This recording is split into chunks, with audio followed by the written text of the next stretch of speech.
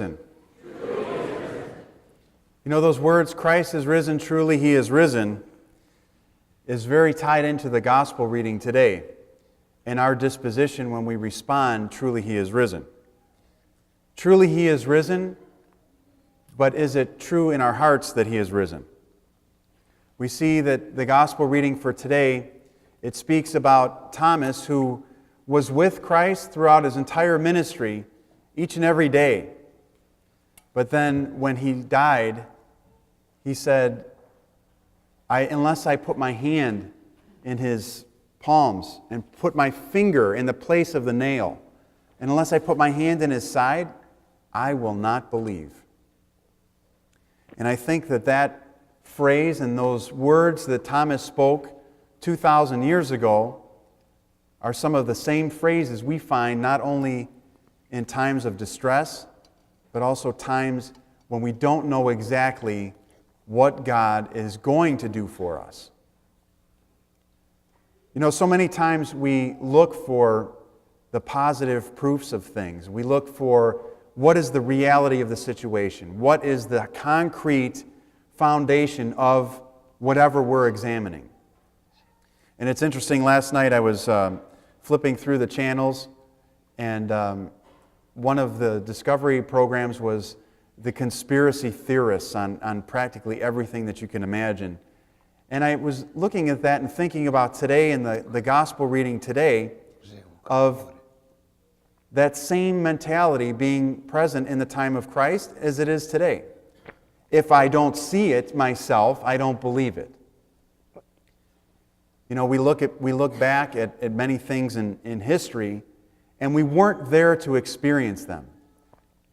Some of the younger generation was not around when Hitler was wiping out Jews throughout the area, millions and millions of Jews.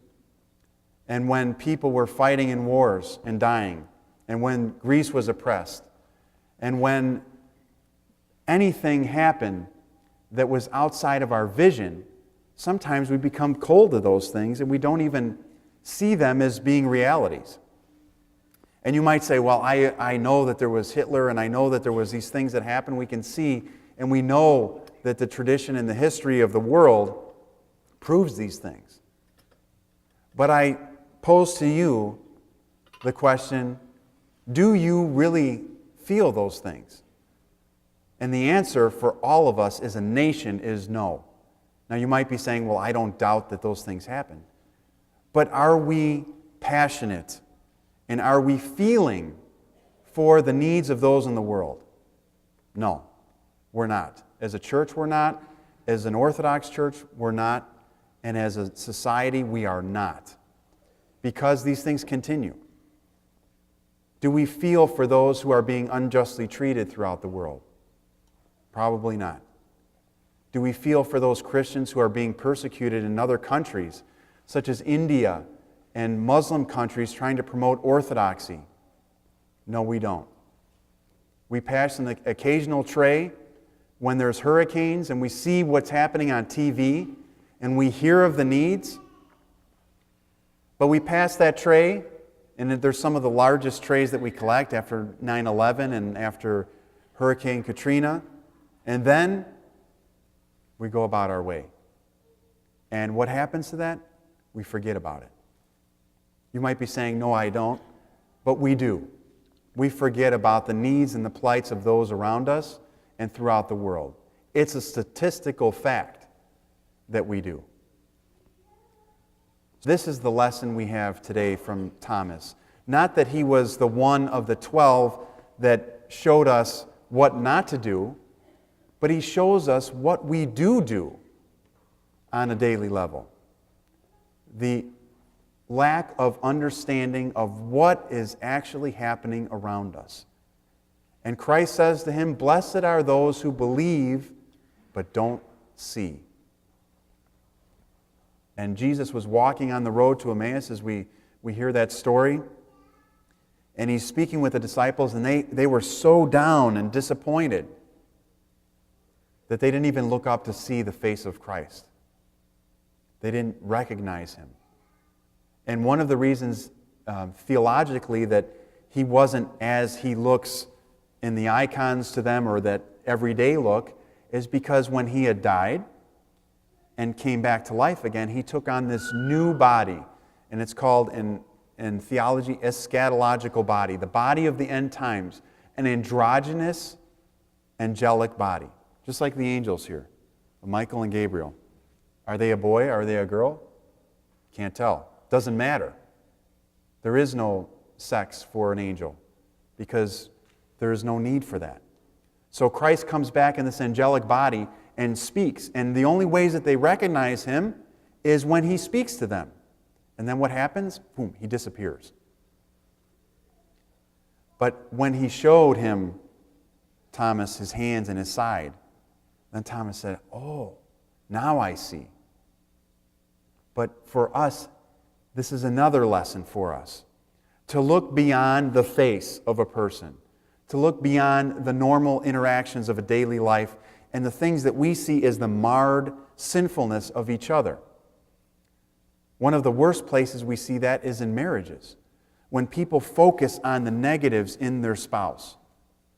And they say, "Look at what you do wrong. No, look what you do wrong. No, look what you do wrong." And we see that with our children.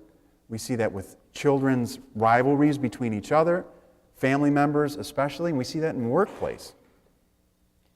We see so many times people are at war with one another to find the negative and to find the wrong, instead of looking into the eyes and saying, "Where is God in this person?" When they were walking on the road to Emmaus, they were so disappointed that they didn't understand the story that they never even looked up to see the face of Christ, to see the eyes that never change, to hear the words that were continuous throughout his ministry. Today is the day when we think about a couple things. Number one, on how much we need to see in order to believe. And hopefully that need gets smaller and smaller as our faith grows larger and larger. And the other thing is, are we looking to see God when he comes to us in ways that are unseeable? Now, what does that mean? Are we looking to hear God's voice? Are we looking to experience God through the church, through the biblical tradition, through the tradition of the Orthodox Church? Are we listening for those things so he can reveal himself to us?